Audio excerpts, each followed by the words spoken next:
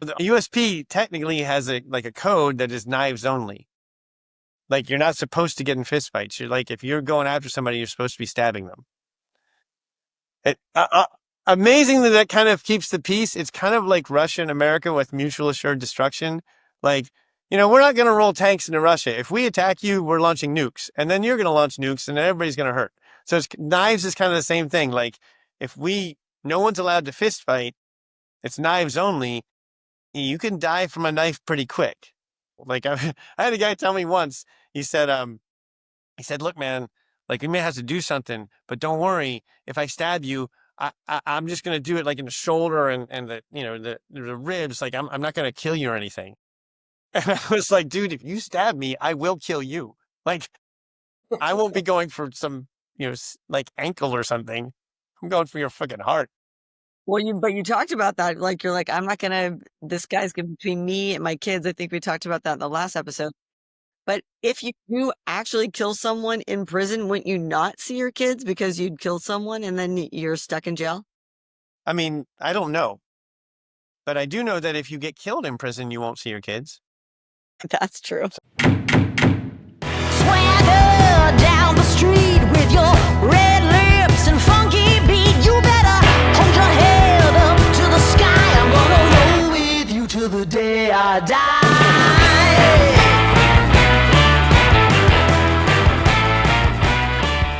All right. It's Grace Ann Bennett. I'm here with Gregory Roberts, the writer of Pirate Soldier King.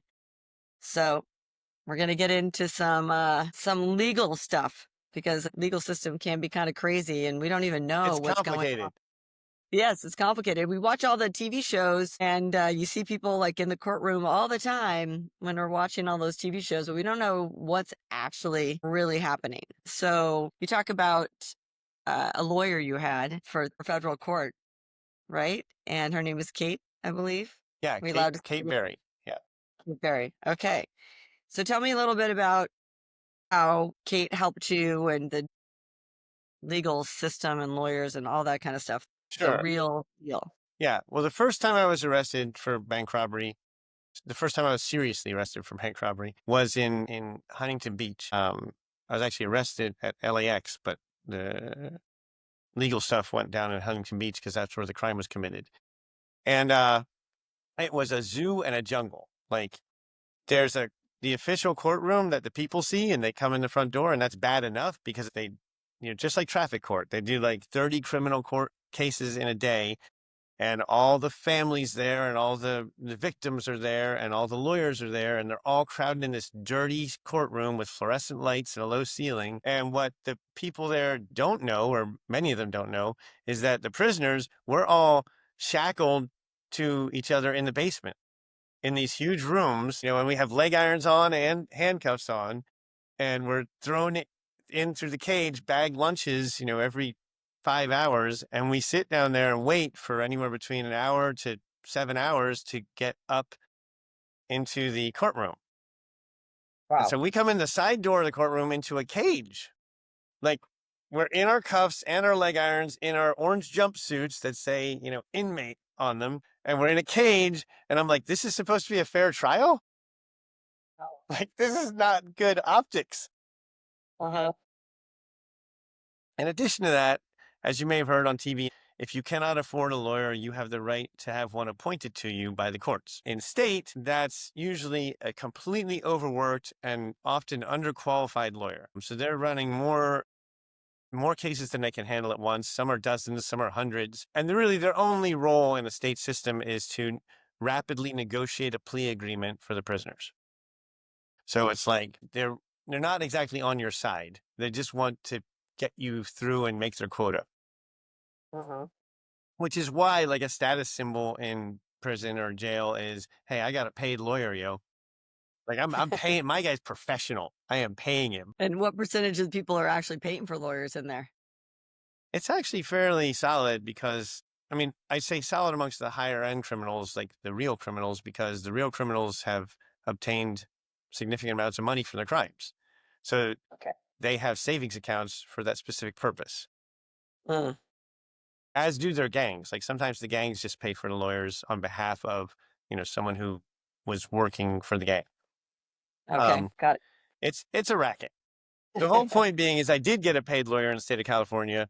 He was still horrible. I had to pretty much like overtly threaten him to get him to work on my behalf. It was super high stress negotiations. In the end, he did his job. I will give him that, and I got a really reduced sentence in California.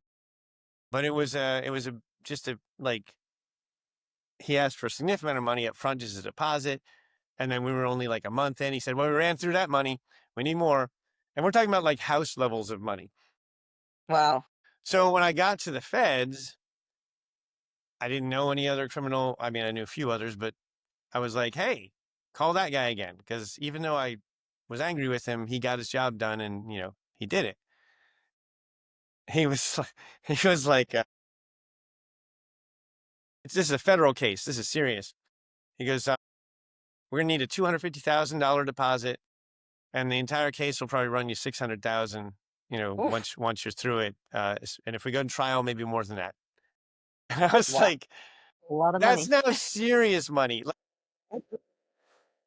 it might be worth doing a year extra in jail or in prison, like than spend 600,000. Like, just doing that calculus." And so I ended up with what's called a public defender, which is essentially like in the state, there's a state appointed lawyer. In the feds, there's a Fed appointed lawyer. Well, I was massively surprised and honored and humbled. My attorney appointed to me is a woman by the name of Kate Berry. I've worked with a lot of lawyers in my life across my private companies and some criminal cases and things that I've had to deal with just personally. Kate by far is like the rock star of those people. Like I was like, whatever God gave me this lawyer, I'm praying up and down. I wasn't really into Jesus yet, but I was just like, she's amazing. And she Hmm. brought in another lawyer, and this guy was a shark.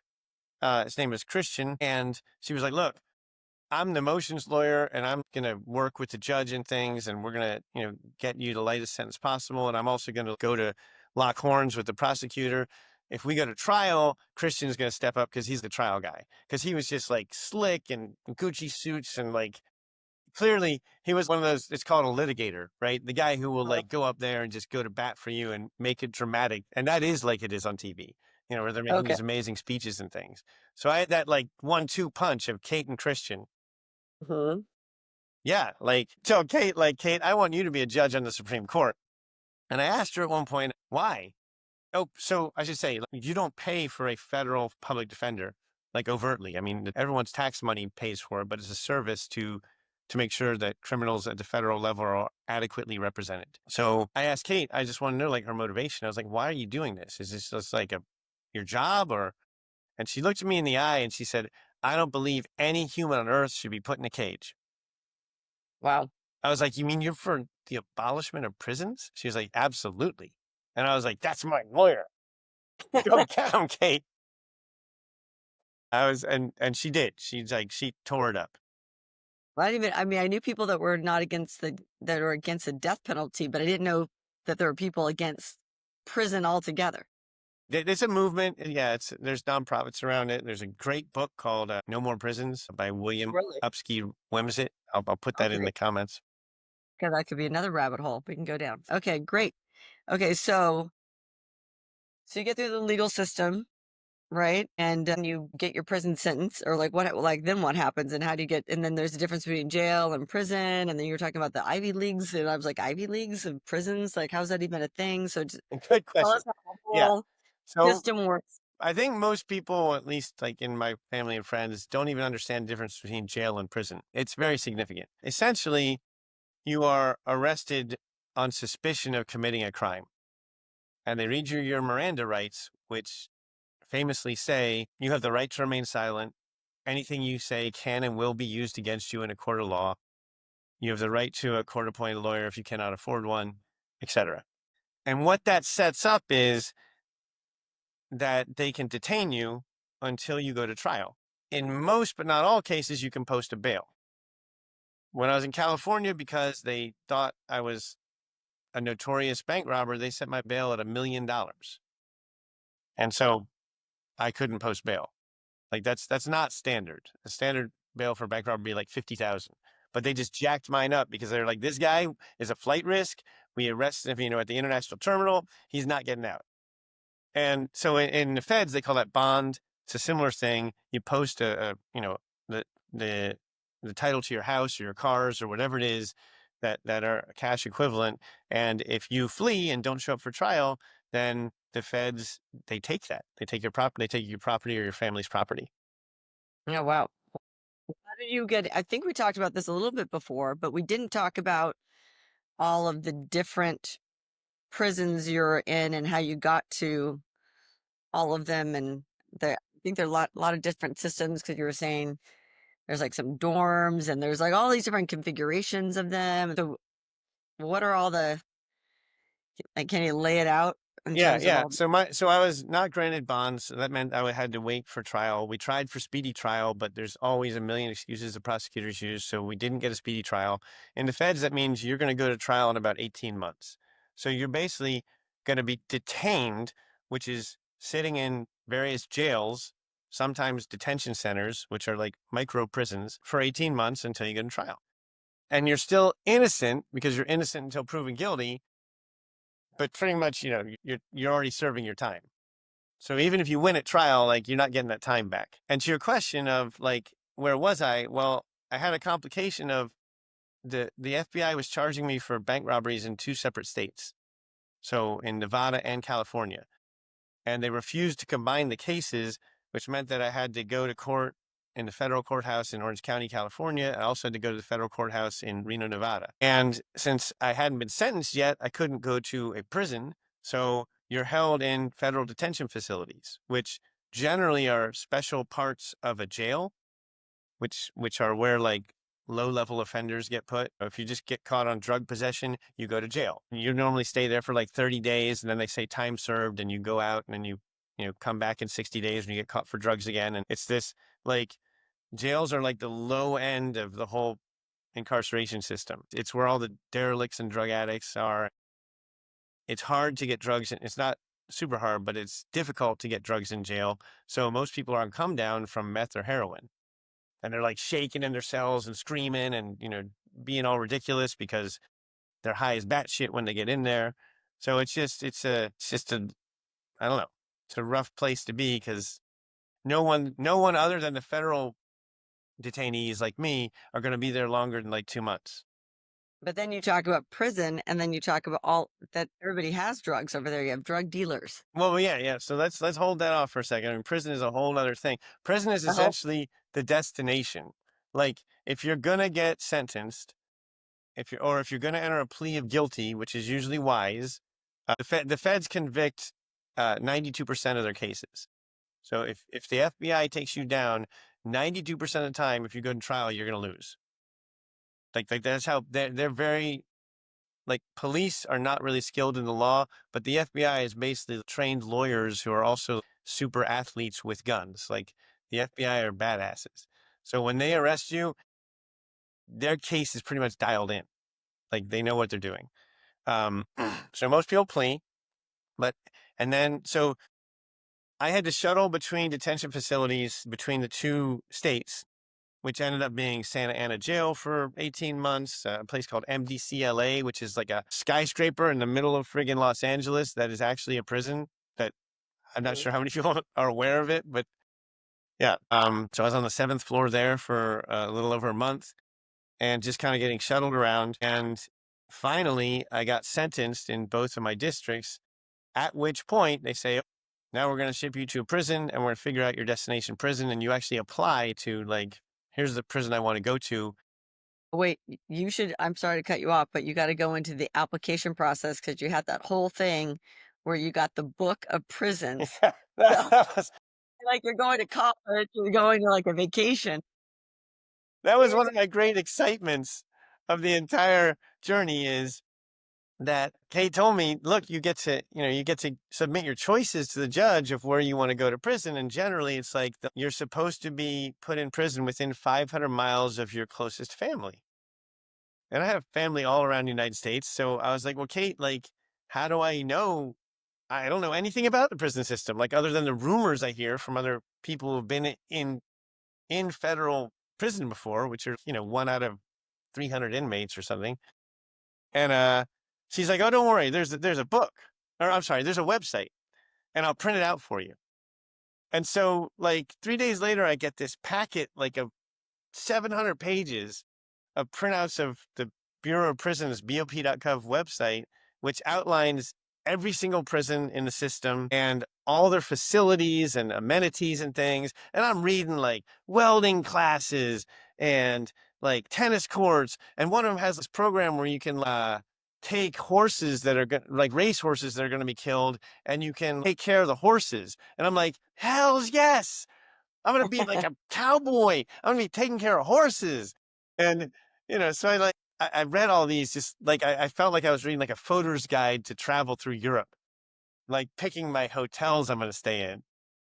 And I got all excited. I read the whole thing. It took me like, I don't know, 2 weeks to read it all. I marked it up and I made notes. I was like, okay, Kate, like, here's my top 3 choices. I was really excited.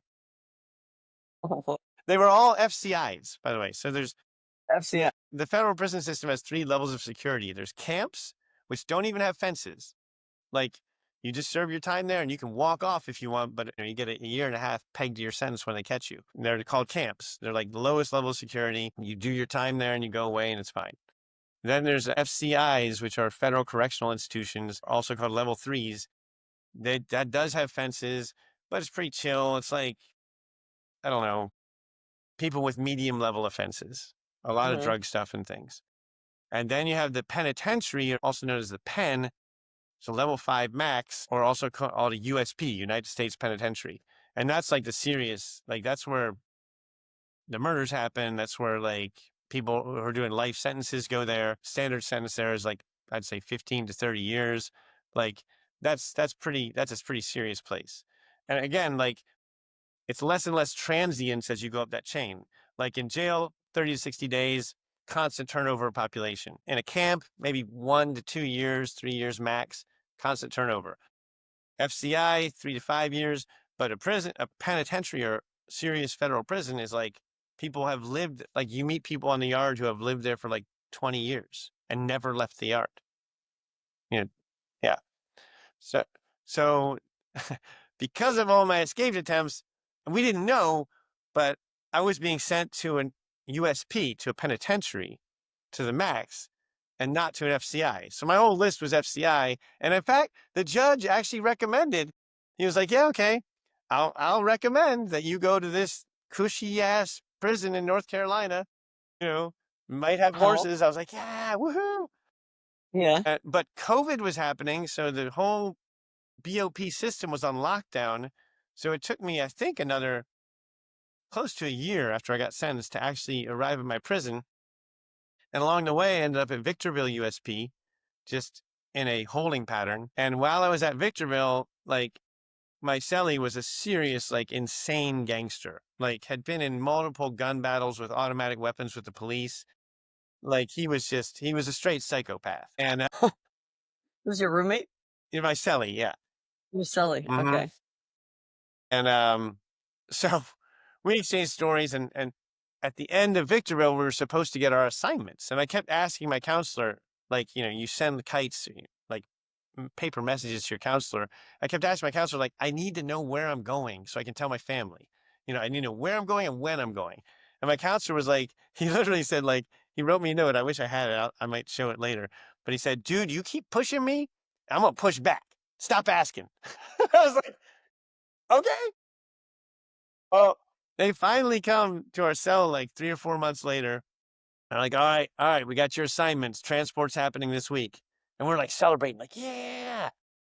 And they give us these slips of paper, and it says Roberts, USP, Zagreb, FCI. Whoa. And I'm like, we look at him, and he looks at me, and he just starts laughing, my cellie. I look at him, I'm like, they mixed these up. He's like, hey, man, you don't throw me under the rug. I'm like, bam, bam, bam. I'm slamming on the door. I'm like, yo, counselor, come back here. He finally comes back, and I'm like, dude, this says USP. He's like, yeah, Roberts. I'm like, what are you talking about? Me? He goes, yep. He goes, the marshal said you are a high security risk, and that's where you're going. Enjoy it. Boom.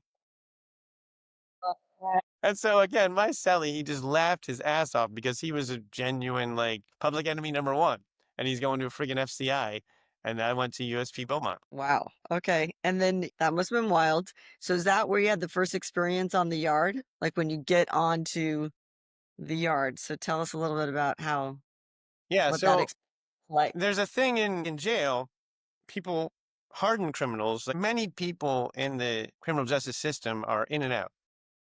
Like they've been gangsters for life. They went to juvie as a kid. They already got in drug rings and things.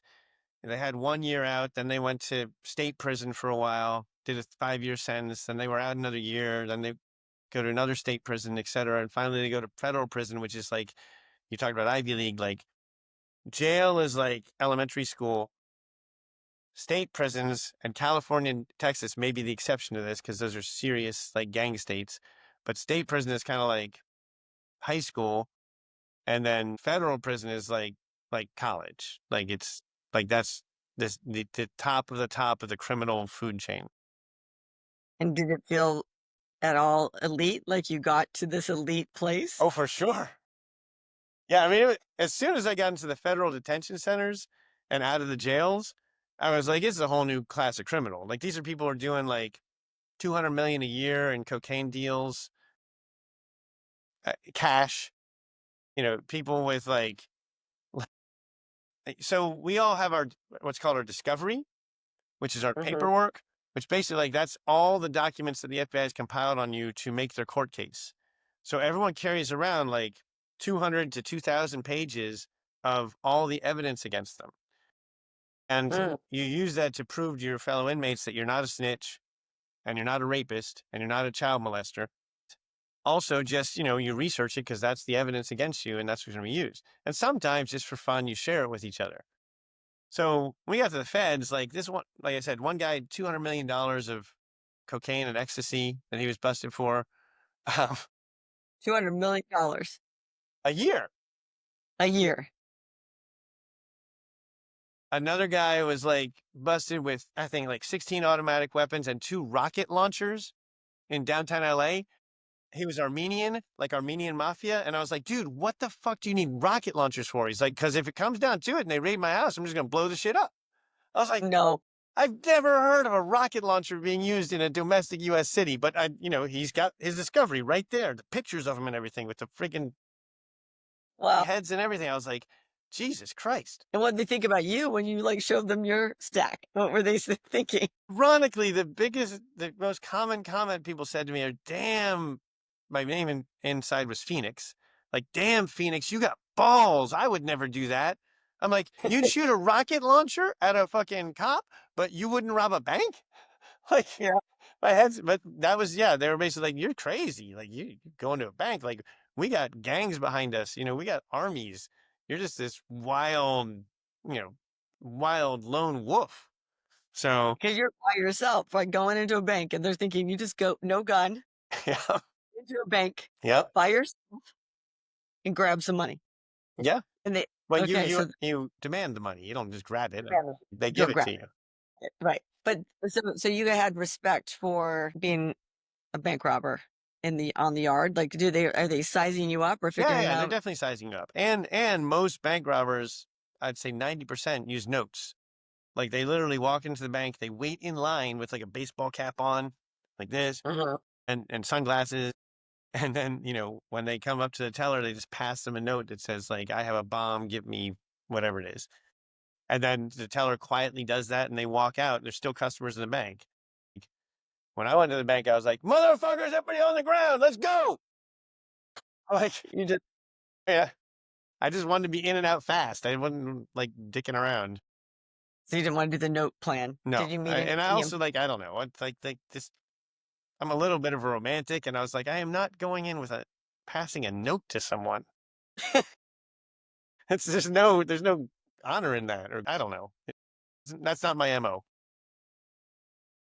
So what was your MO when you got to, so one of the chapters you talk about getting onto the yard for the first time, and then that is how like everybody figures out where you are in the pecking order and how because you're ruling the prisons, the guards are there just to like reduce the body count, as you would say. Yep. The prisoners run the prisons. That's the truism. So it's a whole, just like Burning Man's a whole micro community, right? This is run by the prisoners. So what what ended up like what was that experience when you first got onto the yard, and then what did your role end up being? Like what do you naturally kind of got into your role within this new society? Yeah. Um, so the yard is like this magical word that you hear about before you go to prison, and it means a lot of things, but what it basically means is the one open space where all the inmates in a prison can get together all at once. So you're often locked into your cell with just your cellie. Sometimes when you're on lockdown, they let out like 4 cells at once. There's like 8 people who you're tight with, maybe multiple races. But Hmm. you're allowed into the tier at the same time. Unlimited lockdown, just your tier goes out into the grassy area. But when the yard is open, it's a really exciting thing because when the yard's open, they have like up to 512 inmates all on this football field all at once. And it it's the easiest metaphor I can make is like a dog park. You got like the little chihuahuas, you get the big friggin' Rottweilers, you get everybody there, everybody's sniffing each other's ass. Sometimes somebody does something offensive and they get nipped. And sometimes like 5 dogs just jump on one dog and tear him to bits. So it's wild. And the only thing really to keep the guards they're not going to be on the yard with all those prisoners, because they could easily get killed. So the guards aren't there. There's a gun tower in the middle, which at a USP has like a 50 cal plus ARs in there. So a 50 cal is like a bullet that will far more powerful than a 45. Like it will tear someone's head off or just knock your body 6 feet backwards. Like it's a killing gun with high accuracy. And so you can just look up the guard tower and see like the muzzle sticking out. Like they're not fucking around. And so the very first time we were on COVID lockdown forever across the whole prison system. But I think about 2 months in, maybe 3 at Beaumont, they finally opened up the yard and we got to be outdoors for the first time. First of all, that's heaven in its own right, like being outside of the cement box Mhm. and having real sunlight on your skin. Because there's very, very, very few windows in prison and they're small. So like real sunlight, real wind, and just grass. And so we go out there. I had my MP3 player this time, and I was playing it on random. And like as I started, there's a track around the grass, and as I started to walk around the yard, like Guns N' Roses' "Welcome to the Jungle" came on, and I was just like, "Fuck yeah!" Like just looking at all that shit going on around me, drug deals and the races work out together. So like the Hispanic would have like 30 people doing burpees ferociously, all just sweating bullets. Most of these people, I mean, I have tats, but most of these people are like head to toe tattooed with prison tattoos, which are a whole nother that's a whole nother story, but they don't look We like could street do that. tattoos. Huh?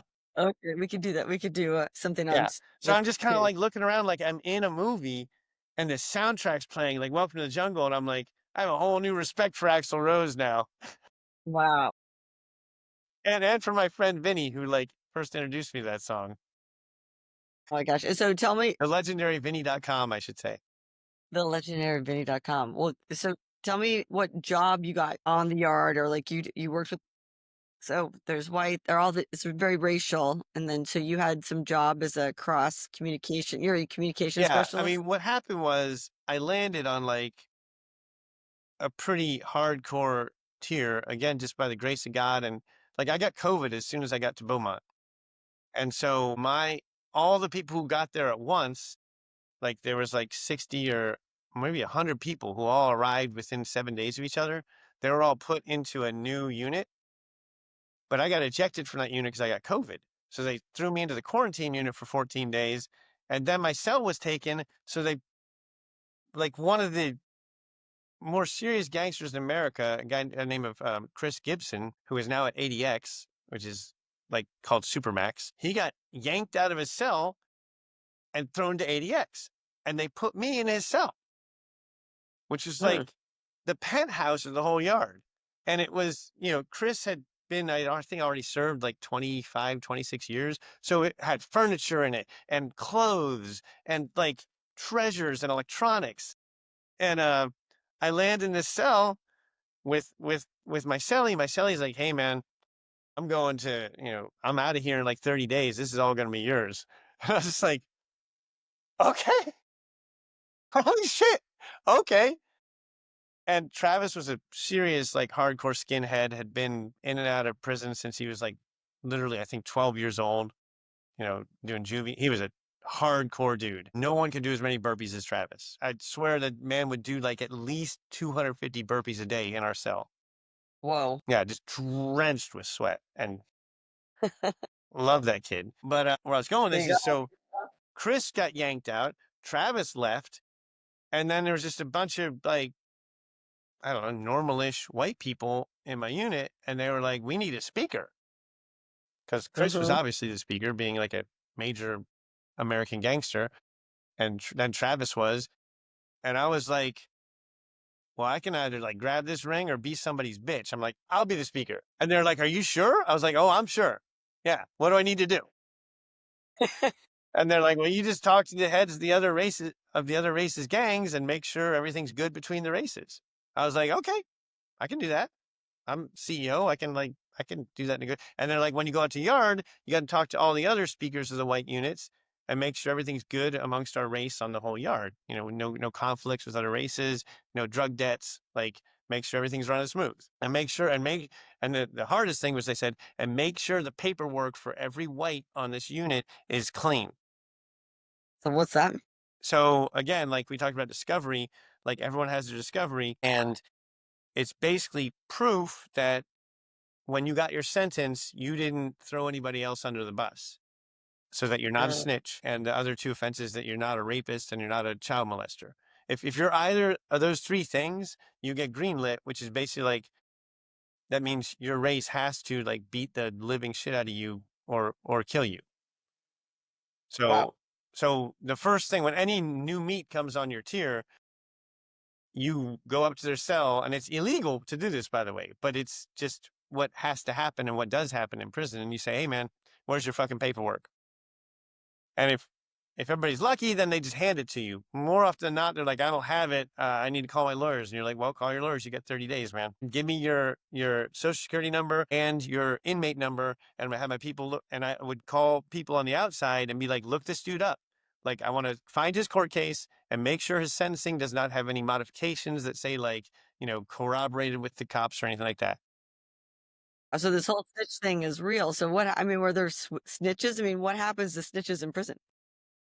And they get smashed out. Like, it's generally like, so it's called putting in the work. And putting in the work means beating the shit out of somebody, and everyone has to put in the work. That's kind of like when you get on the yard, that's, you cycle through your race. And when your turn comes up, then it's your turn.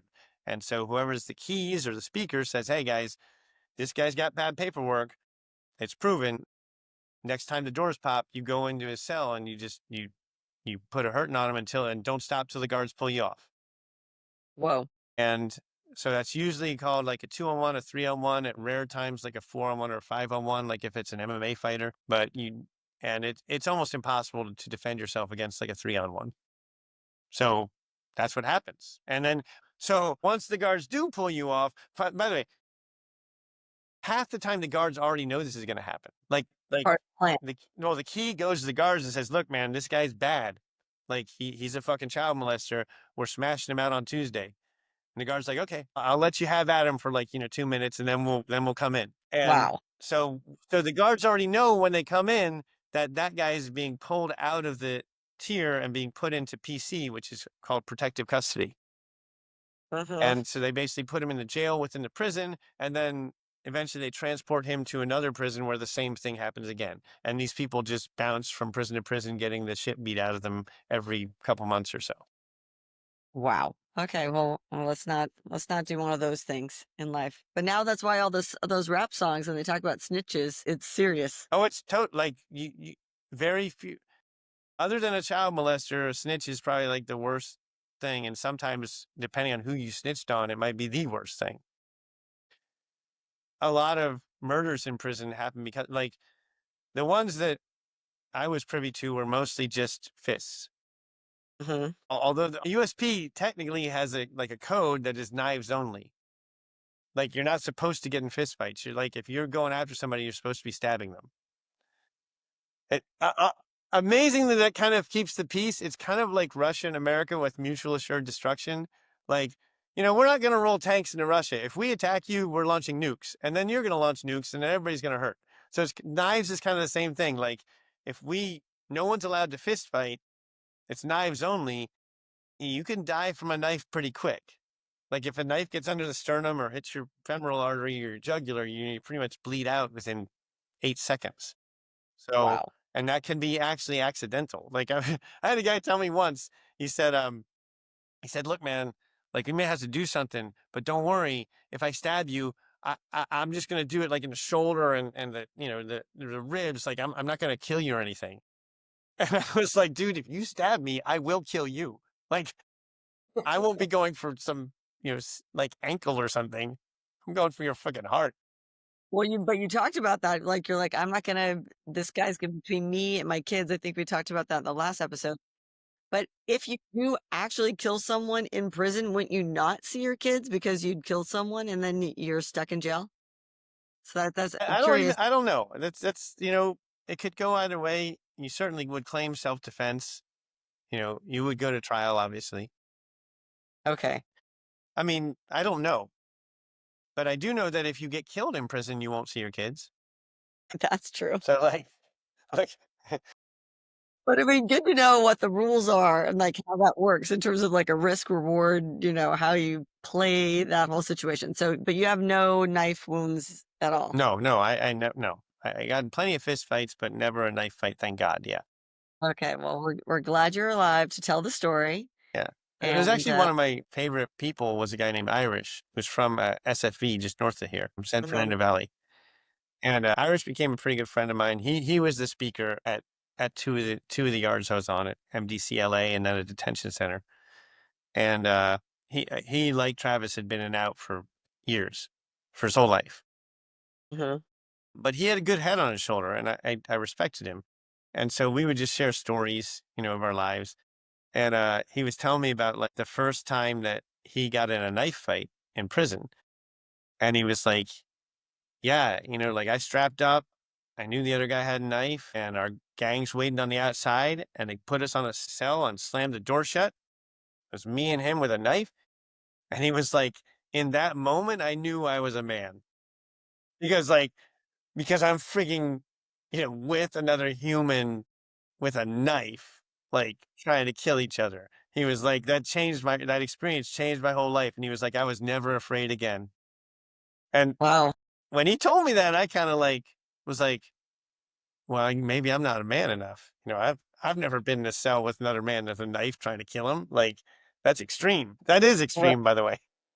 but you did it. I mean, we talked about some fist fights. So you did get in fist Well, I fights actually went alone. up to Iris like later that day, and I was like, look, dude, I trust you and you're my friend, so let's fight. Like I don't have enough fighting chops, and I need to understand what goes on here. So as long as you promise not to kill me, can we just fight? Did you do it? And he was like, dude, I love you, and I don't fight halfway. Like I will, if we go at it, I will really hurt you. And Ouch. if you really want to do it, like you're a man. If you really want to do it, tell me, and we'll go. We'll go right now.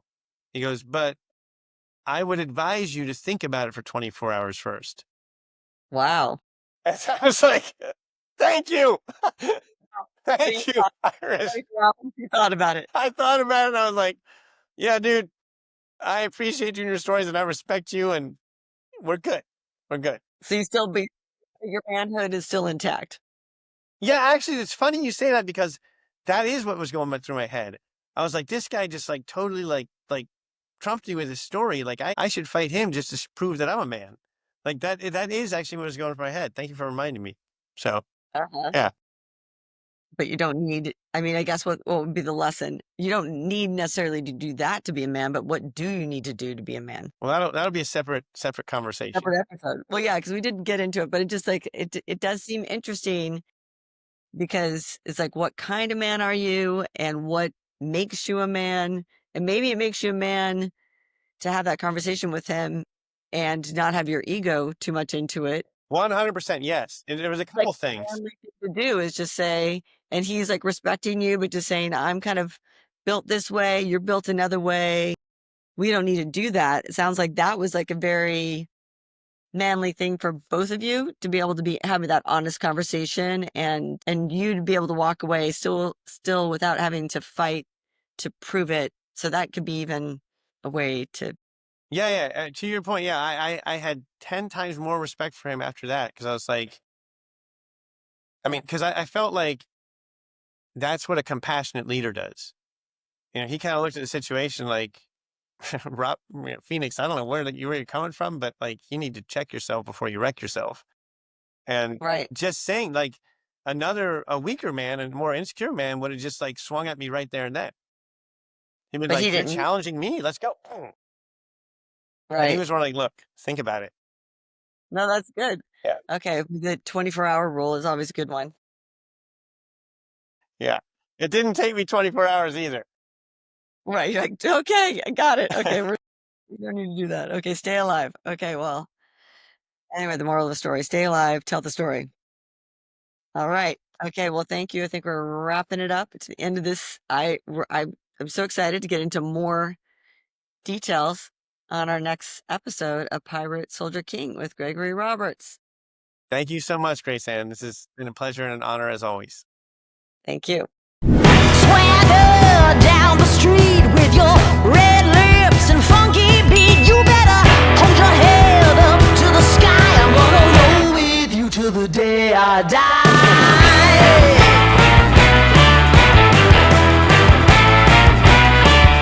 Hey, swing those hips around. Can't stop, roll back down. My ladies, short, tall, thin or wide, always down and ready to ride.